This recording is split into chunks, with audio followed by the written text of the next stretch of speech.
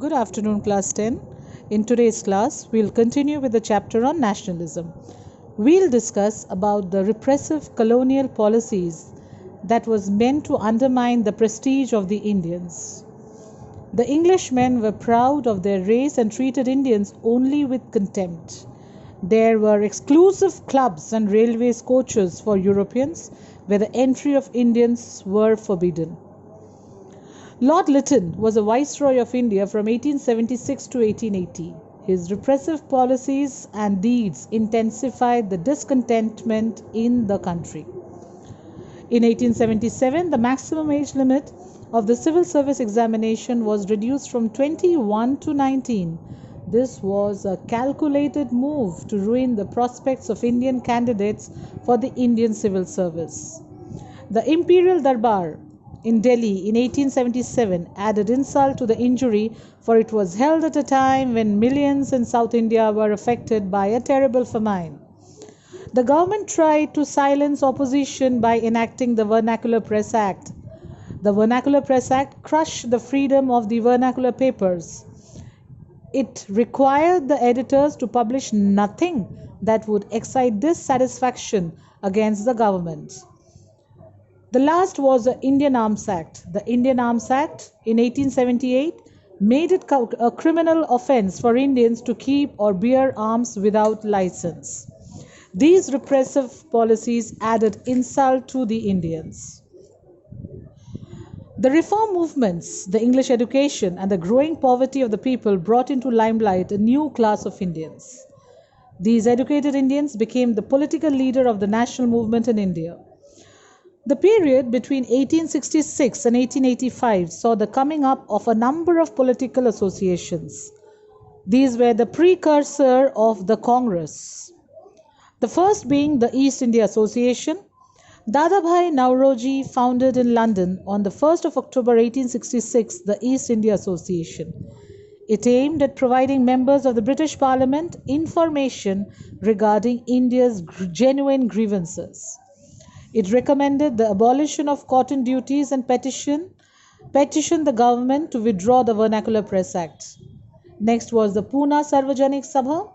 In 1870 was started the Pune Sarvajanik Sabha under the leadership of Justice Ranade. Its leaders asked the people to take to khadi and not to send a penny out of the country. The Indian Association headed by Surendranath Banerjee. This association came into being in the year 1876.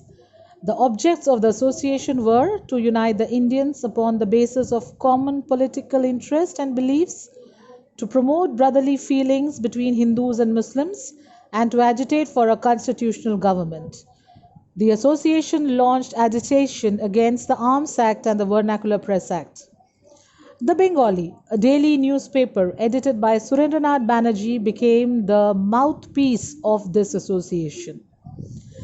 Surendranath Banerjee took the lead and convened the Indian National Conference, which met at Kolkata in 1883.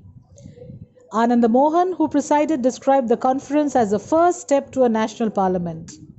The conference was actually the forerunner of the Indian National Congress that was founded 2 years later in 1885.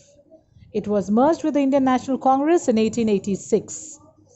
Now we'll discuss and we'll study about the birth of the Indian National Congress.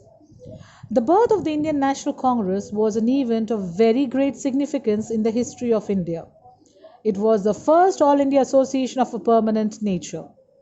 Mr. Allen Octavian Hume, a retired civil servant, addressed a circular letter to the graduates of Calcutta University in which he said, "Whether in the individual or the nation, all vital progress must spring from within, and it is to you, her most cultured and enlightened minds, that your country must look for the initiative."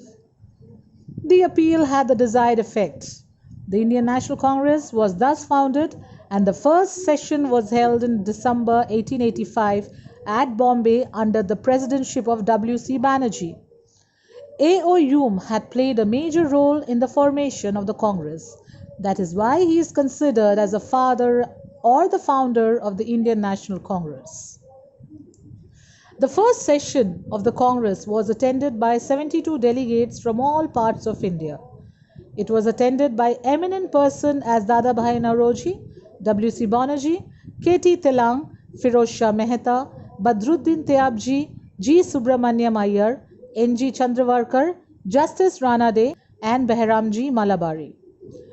The president of the first session of the Congress, W.C. Banerjee, cited the principal objectives of the Congress as under: first, to enable national workers from all parts of India to become personally known to each other; to end all racial, religious, and provincial prejudices and to promote a feeling of national unity among all lovers of the country; third, the formulation of popular demands on vital Indian problems and their presentation before the government; fourth, to train and organize public opinion in the country; and fifth, to decide upon the political tasks or jobs to be undertaken during the ensuing year.